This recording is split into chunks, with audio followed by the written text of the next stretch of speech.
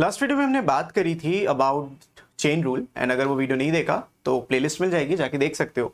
और जो देख चुका है तो उसके लिए आज इम्प्लिसिट डिफरेंशिएशन की पढ़ाई होगी एंड बहुत ही इंपॉर्टेंट टॉपिक बन जाता है डिफरेंशिएशन का, क्योंकि डायरेक्ट क्वेश्चन आपको क्लास 12th में इसमें मिलता है। 11th में तो आएगा ही आएगा, बट 12th में इसका डायरेक्ट यूज आपको फिर से देखने को मिलेगा क्वेश्चंस में भी, और 4 नंबर के क्वेश्चन में भी आ सकता है एंड प्रूविंग में भी पूछा जा सकता है। So you have to be very careful while solving the questions on implicit differentiation. तो शुरू करते हैं आज, लेकिन अभी तक चैनल को सब्सक्राइब नहीं किया है तो करके जाना बच्चों। Implicit differentiation क्या होता है? If y be a function of x defined by an equation such as this, ये explicit function है। अगर इस तरीके से आपका फंक्शन कोई डिफाइंड है तो इसको हम explicit function कहते हैं, क्योंकि something can be written in terms of x, y can be written in terms of x। लेकिन अगर x और y जुड़े हो इन द मल्टीप्लिकेशन में साथ में हो, या मल्टीपल y एग्जिस्ट करें, तो ऐसे को हम कहते हैं इम्प्लिसिट फंक्शन। तो ये वाला जो फंक्शन आपका बनता है, इसको हम इम्प्लिसिट फंक्शन का एक फॉर्म भी बोल सकते हैं। और इसका डिफरेंशिएशन करने के लिए हमें जितना भी algebra of differentiation, product rule पढ़ा है, सब कुछ यहाँ पे यूज करना पड़ेगा। और एक चीज और यूज करनी है, विच इज चेन रूल। मैंने चेन रूल में आपको ये बताया था कि अगर x की जगह कुछ भी है तो उसको आपको दोबारा डिफरेंशिएट करना पड़ेगा। तो जब x जगह पे y आएगा तो y भी दोबारा डिफरेंशिएट होगा। कैसे होगा बताऊंगा। फॉर्मूले सारे सेम यूज होते हैं, तो उसका आपको टेंशन लेना नहीं है। ये इक्वेशन को आप एग्जांपल दे सकते हो, ये रियल सोल्यूशन नहीं है, उस पर हमें टेंशन नहीं लेना। तो इम्प्लिसिट फंक्शन क्या होता है वो आपको समझना है। ऐसे केस 3, 2 एंड 4, तो इसमें जो केस 4 है, 2 है और ये केस 3 है, ये सारे के सारे केसेस आपके इम्प्लिसिट के हैं, जहां पे x और y सेपरेट नहीं किए जा सकते, जुड़े होते हैं, एक ही तरफ होते हैं, या सेपरेट अगर हो भी जाते हैं तो बहुत मुश्किल से होते हैं। तो I hope you got the idea of implicit differentiation. अब इम्प्लिसिट डिफरेंशिएशन के लिए आपको याद क्या करना है? आपका जो डिफरेंशिएशन करना का तरीका है वो सेम रहेगा। आपको डी बाई डी एक्स, मतलब विद रिस्पेक्ट टू एक्स हमें डिफरेंशिएट करना है। और अगर मैं आपसे बोलता कि x की पावर 3 का डिफरेंशिएशन करो, तो तुम मुझे बोलते सर 3x² आंसर होगा, जो समझ में भी आता है। लेकिन if I ask you d by d x of y का क्यूब, अब ये x तो है नहीं, y है, तो आप क्या लिखोगे? 3y का स्क्वायर। कुछ भी डिफरेंस नहीं होता फॉर्मूले वाइज। तो अगर आपको x का डिफरेंशिएशन बोला जाए x क्यूब का, तब भी 3x² आएगा, y क्यूब का बोला जाएगा तब भी 3y² आएगा। लेकिन क्योंकि x तो है नहीं, तो जो x नहीं है उसका आपको दोबारा से डिफरेंशिएशन करना होता है विद रिस्पेक्ट टू x। तो ये बन जाता है D by d x of y। तो साथ में जब भी आप किसी भी y के टर्म को डिफरेंशिएट कर रहे हो, तो उसके बगल में मल्टीप्लीकेशन में आपको d y by d x ऐसे लगाना जरूरी होता है। And that is the whole concept of this exercise. इतना ही आपको करना है, इतना ही समझना है, ठीक है। एक एग्जाम्पल मैं आपको और देता हूं। मान लीजिए आपको बोला गया है कि x y is equals to 5 और इसको डिफरेंशिएट करना है। अब डिफरेंशिएट कैसे करोगे? राइट हैंड साइड में डिफरेंशिएशन 5 का 0 हो जाएगा, उसको नहीं सोचना, इसको सोचो। यहाँ पे दो डिफरेंट फंक्शंस हैं, एक्स और वाई। अब एक्स और वाई का जो डिफरेंशिएशन करोगे, या तो और थोड़ा सा interesting x cube y square लिखते हैं, ताकि थोड़ा डिफरेंट तुमको समझ में आए। जब हम दो फंक्शंस जो मल्टीप्लिकेशन में उनका डिफरेंशिएशन करते हैं, तो प्रोडक्ट रूल का यूज करते हैं। तो प्रोडक्ट रूल ये कहता है कि भाई एक को रोको दूसरे को ठोको, तो d x cube d by d x of y का स्क्वायर। तो यहाँ पे हम वाई स्क्वायर लिख देते हैं, फिर वाई स्क्वायर को रोकेंगे और एक्स क्यूब का डिफरेंशिएशन कर लेंगे। तो ये बन जाता है प्रोडक्ट रूल से डिफरेंशिएशन, जो नॉर्मली आप किसी भी फंक्शन के साथ करते। राइट हैंड साइड में 5 था तो राइट हैंड साइड में 0 आ जाएगा, कॉन्स्टेंट का डिफरेंशिएशन 0 ही रहेगा। तो यहाँ पे देखो क्या होगा, x cube as it is, y square का डिफरेंशिएशन 2y होता है, दैट इज ट्रू। लेकिन ये x था नहीं, आप फॉर्मूला x का लगा रहे हो लेकिन y को डिफरेंशिएट कर रहे हो, तो साथ ही साथ उसके एक dy बाई डी एक्स लिख देना, इतना कर देना मेहनत, प्लस में वाई स्क्वायर इंटू 3x²। तो तुमने देखा क्या हुआ, यहां पे कोई dy बाई डी एक्स या dx बाई डी एक्स, अब dx बाई डी एक्स लिखोगे भी क्यों? So that's the whole crux of it. I hope this is clear. इसके बाद ये करना होगा कि जितने भी वेरिएबल्स हैं एक तरफ भेज के dy बाई डी एक्स को एक तरफ लेना है। सिंपल सा कॉन्सेप्ट है, क्वेश्चन से समझते हैं, क्वेश्चन से आप ज्यादा समझ पाओगे। जैसे आपको यहाँ पे dy by d x he find out करना होता है। अब पहले पार्ट को आप देखो, आपको बोला गया है x minus y equals to pi. Pi वही वाला है, पाई आर स्क्वायर वाला पाई। तो पाई यहाँ पे लिखा, डिफरेंशिएट करते हैं। हमेशा आपको ये लिखना पड़ेगा कि आप किसके रिस्पेक्ट में कर रहे हो, differentiating with respect to. WRT का मतलब विद रिस्पेक्ट टू, हम x के रिस्पेक्ट में डिफरेंशिएट करना चाहते हैं। सो x का डिफरेंशिएशन 1 होता है, y का डिफरेंशिएशन भी 1 होता है, लेकिन वो y था तो आप dy बाई डी एक्स लिख दोगे। और पाई का डिफरेंशिएशन 0, क्योंकि एक नंबर था, नंबर का डिफरेंशिएशन 0 ही होता है। अब dy by dx को उस तरफ भेज दो, तो 1 is equals to dy by dx and that is the answer. आपको निकालना क्या था, dy by dx हर केस में निकालना है, तो इसका आंसर आ जाएगा exactly equal to 1। So I hope this is clear.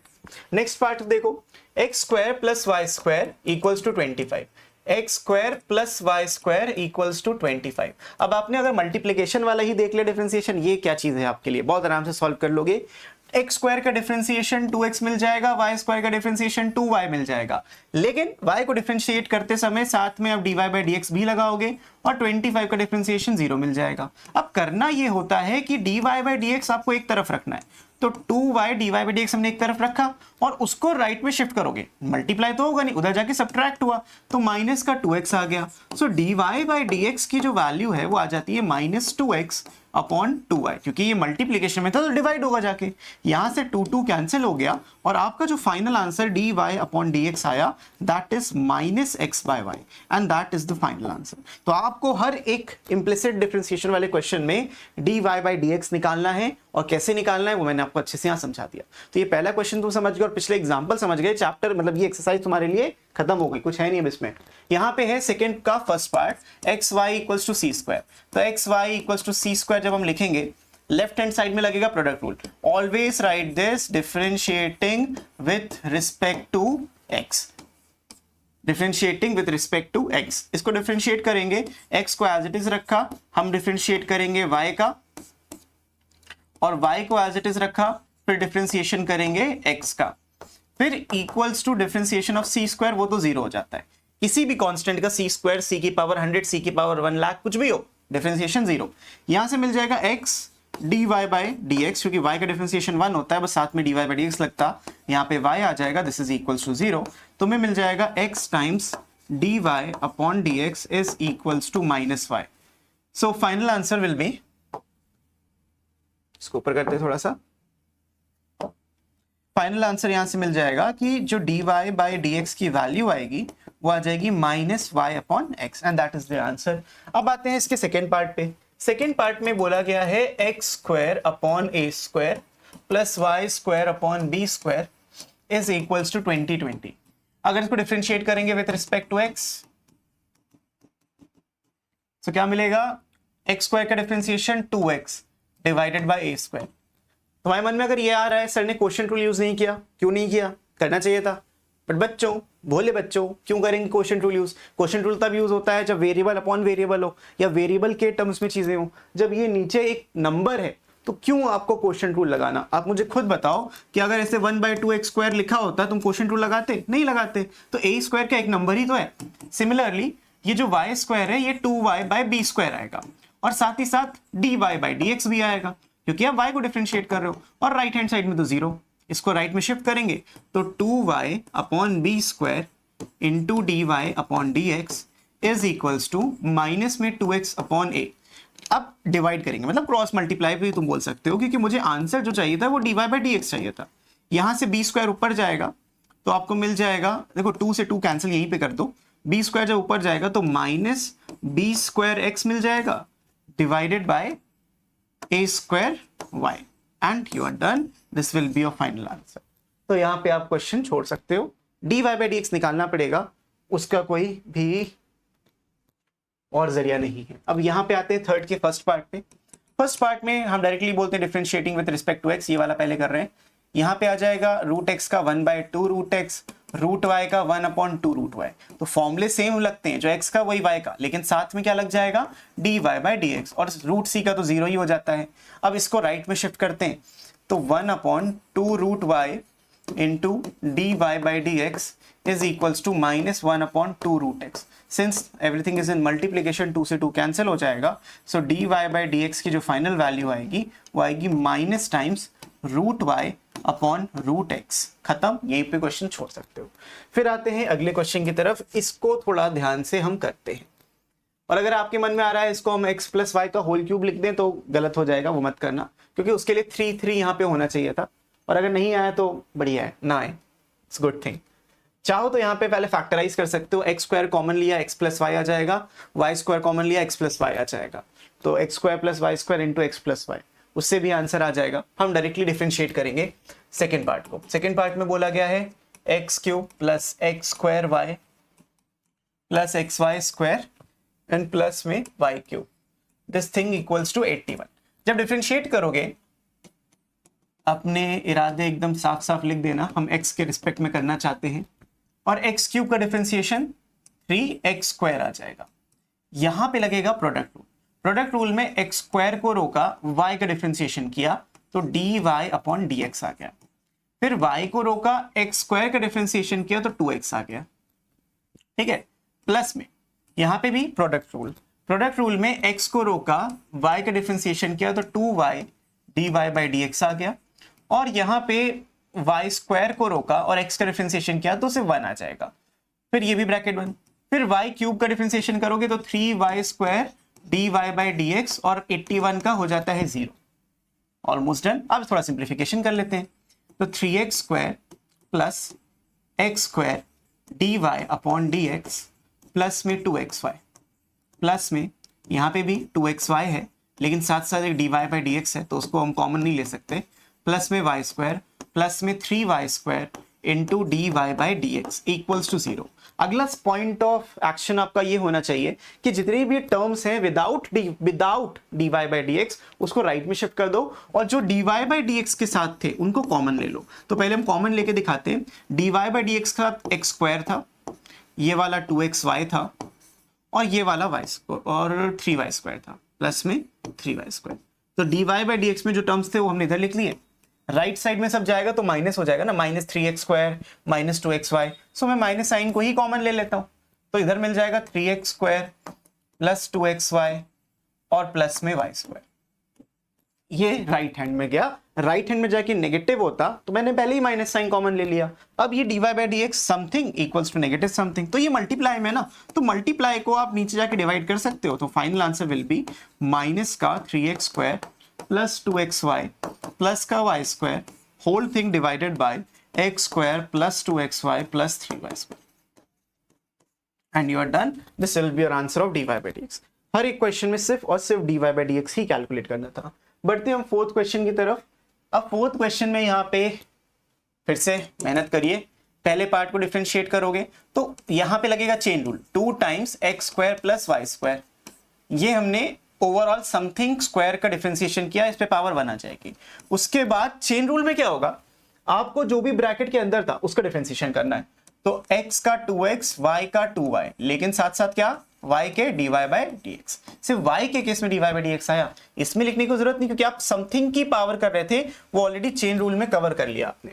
और दिस इज इक्वल्स टू, यहां लगेगा प्रोडक्ट रूल। अभी आपने देखा, इसको हम लिखते हैं x dy by dx plus y dx by dx, वो तो एज इट इज आता है। Now you need to simplify things. हम चाहेंगे कि जो dy बाई dx के टर्म्स है वो एक तरफ रहें और नॉर्मल टर्म्स एक तरफ रहें। उसका जो बेस्ट तरीका है, आपको मल्टीप्लाई तो करना ही पड़ेगा।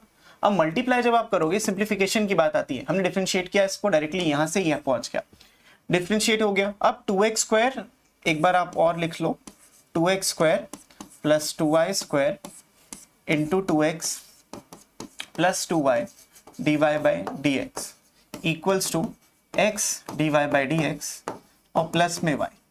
ओके, अगर मैं डायरेक्टली अभी डिवाइड करूंगा तो कोई फायदा नहीं है, होगा भी नहीं, तो आपको मल्टीप्लाई करना ही पड़ेगा। 2x स्क्वायर इंटू 2x तो आपको मिलेगा 4x का cube, 2x square into 2y 4x square y, और साथ साथ एक dy बाई dx भी आएगा कि मल्टीप्लाई कर रहे थे। यहाँ पे मिल जाएगा प्लस में 2y स्क्वायर 4xy स्क्वायर आएगा, और 2y into 2y 4y cube आ जाएगा, प्लस में 4y का क्यूब dy बाई dx। मैं लेफ्ट में ले आता हूँ सब कुछ, x dy बाई dx, और y को मैंने राइट में रहने दिया कुछ, क्योंकि मुझे dy बाई dx वाले टर्म्स एक तरफ चाहिए थे और नॉर्मल टर्म्स एक तरफ चाहिए थे। नॉर्मल टर्म मतलब जो dy बाई dx में नहीं है। अब यहाँ पे dy बाई dx को कॉमन ले लिया जाए। जब आप कॉमन लोगे तो यहाँ पे मिलेगा 4x square y plus 4y cube minus में x, और राइट हैंड साइड में y ऑलरेडी था, माइनस में 4x का क्यूब और माइनस में 4xy स्क्वायर। जितने भी non dy by dx terms थे वो राइट में शिफ्ट हो गए और ये आपको मिल जाएगा। So the final answer for this question is dy by dx equals to y minus 4x cube minus 4xy square divided by whatever is being multiplied here, 4x square y plus 4y cube and minus में x। तो बहुत बढ़िया एक pattern बन जाता है and this will be your answer. इसको आप क्वेश्चन रूल से सॉल्व कर लेना, ये आसान है। तो एक क्वेश्चन ये वाला भी आपका होमवर्क। बढ़ते हैं लास्ट क्वेश्चन की तरफ इस वीडियो के, एंड बहुत जल्दी देखो सॉल्व भी हो गया और जल्दी खत्म भी हो गया बिकॉज इजी क्वेश्चंस थे लेकिन इंपॉर्टेंट। इसमें से एक क्वेश्चन तुमको पक्का अपने एग्जाम में मिलेगा, तो एकदम बढ़िया तरीके से इसको पूरा सॉल्व करके जाओ। हमें dy by d x calculate जरूर करना है लेकिन 1,1 पे। ये 1,1 क्या बता रहा है? ये बता रहा है x और y के कोऑर्डिनेट्स जहां पे आपको डेरिवेटिव फाइंड करना है। लेकिन उससे पहले dy by d x find out करेंगे। तो जब मैं इसको लिखूंगा कि differentiating with respect to x, तो आपको यहाँ पे सॉल्व करना होगा 2/3 x की पावर -1/3, क्योंकि जब आप इसको सॉल्व करोगे 2/3 में -1 करोगे तो आपको -1/3 ही मिलता है। सेम प्लस में 2/3 y की पावर -1/3 साथ साथ dy बाई डी एक्स, और दिस इज इक्वल्स टू 0। अब y की पावर -1/3 लिखा है, साथ में dy बाई डी एक्स भी लिखा हुआ है। This is equals to minus में 2/3 x की पावर माइनस का 1/3, क्योंकि ये नंबर और मल्टीप्लीकेशन में था, ये गायब हो जाएगा। So dy by d x will be x upon y इस पूरे की पावर -1/3। अब तुमको dy बाई डी एक्स मिल गया x और y के टर्म्स में। Now what we need dy by d x at 1,1 ऐसे लिखते हैं। दिस इज इक्वल्स टू, जहां पे x है उसकी जगह x कोऑर्डिनेट रख दो, जहां पे y उसकी जगह y कोऑर्डिनेट रख दो। सो 1/1 की पावर -1/3, और 1 की कोई भी तुम पावर कर दो, आंसर आ जाता है 1, and this will be your final answer. So I hope this is clear to all of you. And इसी के साथ हमने ये वाली एक्सरसाइज भी एकदम कंप्लीट कर दी एंड डिफरेंशिएशन को खत्म करने की तरफ बढ़ चुके हैं। सिर्फ एक एक्सरसाइज और बची है, उसको भी हम नेक्स्ट वीडियो में एकदम कंप्लीट करके डिफरेंशिएशन ओवर हो जाएगा, एंड उसके आगे वाले चैप्टर्स फिर करेंगे। फाइनेंशियल मैथमेटिक्स भी आएगा। लेकिन अगर अभी तक सब्सक्राइब नहीं किया है तो ये सारे वीडियोस आपसे मिस हो सकते हैं, तो सब्सक्राइब करके जाओ, और ये इसका पूरा सोल्यूशन आपको डिस्क्रिप्शन में लिंक मिलेगी, उससे ऐप डाउनलोड करके मिल जाएगा। और अगर आप iOS यूजर हो तो आपको ऐप स्टोर पे माई इंस्टीट्यूट ऐप सर्च करना है, ऐसे सर्च कर लेना, उसमें आपसे ORG कोड मांगेगा। तो जो ORG कोड होगा उस ORG कोड के अंदर आपको ये लिखना है TKSHM और F। तो ये कोड आप लिखोगे तो आपको आपका ऐप डाउनलोड हो जाएगा कंप्लीटली, एंड फ्री मटेरियल में जाके आप ये सारे के सारे डॉक्यूमेंट्स को एक्सेस कर सकते हो। तो भाई इस वीडियो के लिए इतना ही, मैं मिलता हूँ आपसे नेक्स्ट वीडियो में। तब तक के लिए keep practising, keep learning, take care and bye bye.